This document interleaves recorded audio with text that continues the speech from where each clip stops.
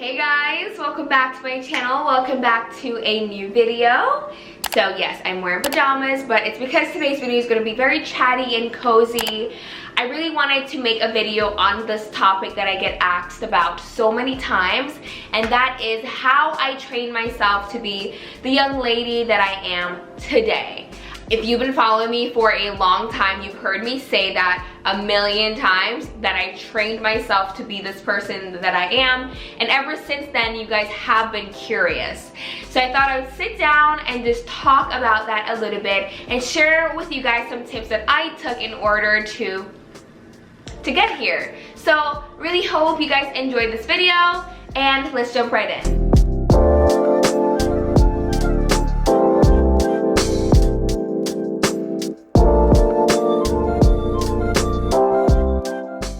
So before we jump right into the tips, I thought I would give you guys a little backstory on why I felt the need to change myself in the first place. I know whenever I say I changed myself or trained myself, you automatically think, well, I changed the way how I spoke or the way how I dressed or little things like that, but the change was way more drastic than that. So in my early 20s, you guys, I was in a very bad place emotionally, mentally, just wasn't very healthy. I was very toxic, self-sabotaging, negative, and I just felt like my life was shit and life was not worth living. I was very depressed, everything was just negative. There's no better word. I was in a very negative headspace. I didn't want to live life anymore. I didn't want to be here. I didn't care very much for anything at all, okay? I didn't really care. I never really voiced this to anyone in my family. I was kind of just going through this alone, you know?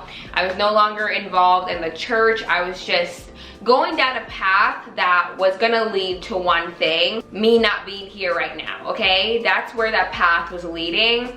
And I kind of gave myself an ultimatum, like, you know what, Octavia, you're either going to kind of just figure out what's going on and get help, or...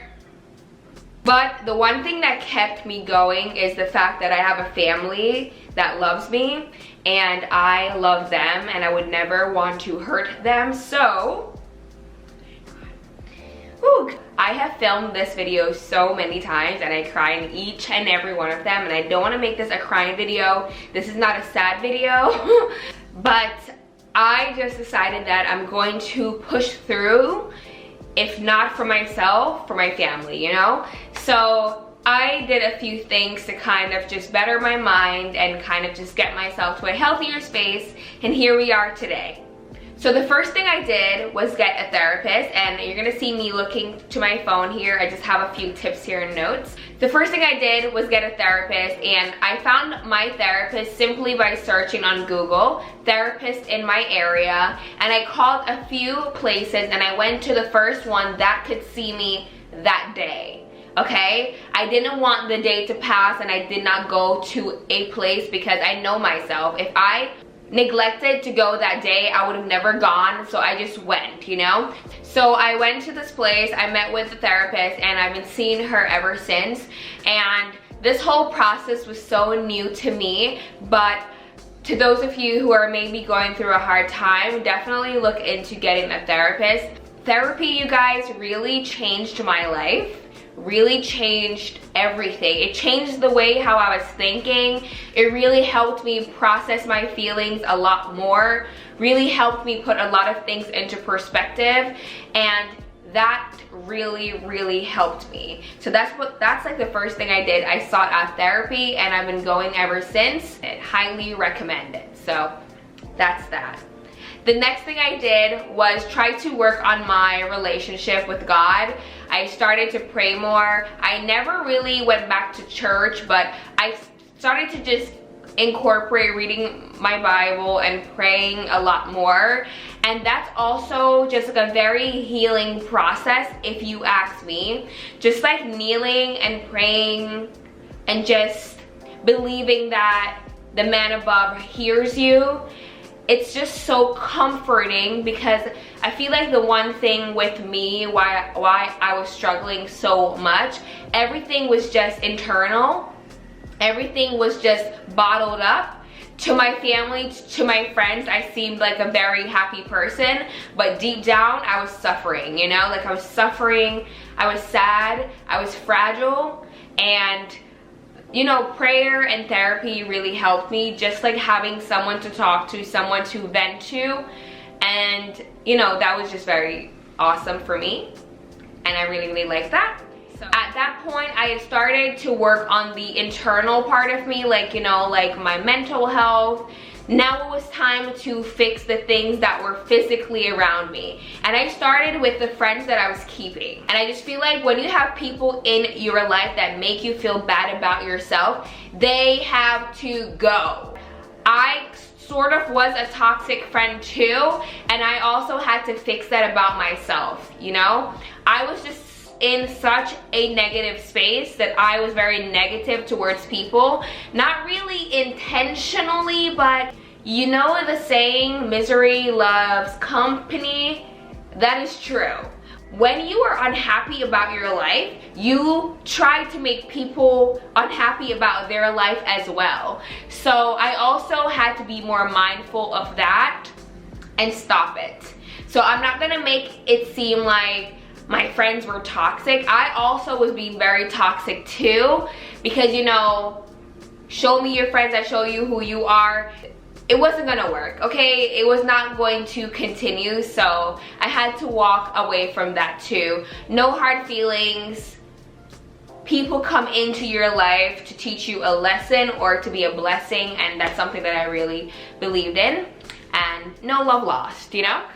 The next thing I did was set boundaries. And when I say boundaries, I mean boundaries, okay? I started to set very strict boundaries for myself and my feelings and everything that had to do with me. As long as I was involved, boundaries were going to be set. And that meant whenever someone wanted something from me, if I truly did not want to engage or do it, I said no.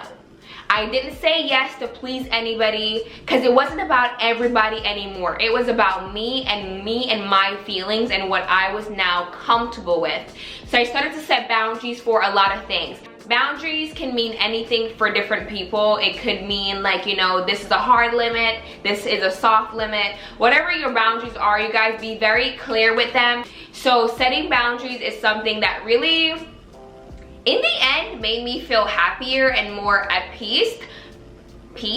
When you're typically the person that always says yes and break your back to do things for other people, go out of your way to help people, the moment you say no, those people might get mad at you. They might hate you for a little bit, but that's okay.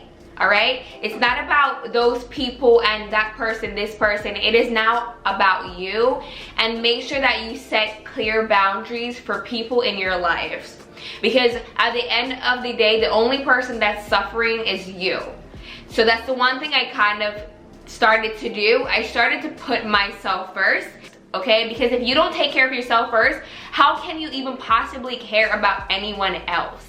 I really started to prioritize that self-love aspect, because you know what? I never really was a very confident person. I really wasn't like, didn't really love myself, and I was constantly trying to search for love and validation from other people.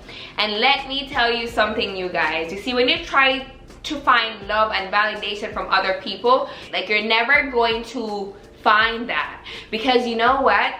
That sort of love can only come from yourself. You don't need validation from anyone ever. And this is still something that I struggle with, because you know, I want to be accepted. I want people to want me, like me, love me, but each and every day I learn more and more that it has to come from within.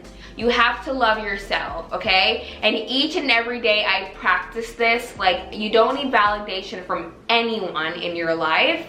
It needs to come from you don't need it, okay? Love yourself enough for everybody else. It's okay.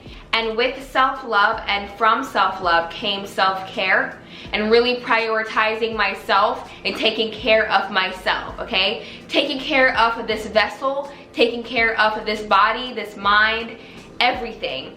So all of that is basically the one category, but I really started practicing that self aspect, you know, the me aspect. It's about me. And I really read a lot of books on this topic. I'll put some on the screen too. I really started reading a lot of books about the self-love aspect, the self-care aspect, being selfish essentially, you know? And selfishness is kind of like a word that's negative, but in this sense, it's not, okay? I want you to really just prioritize yourself and know that you come first, and that's just that on that.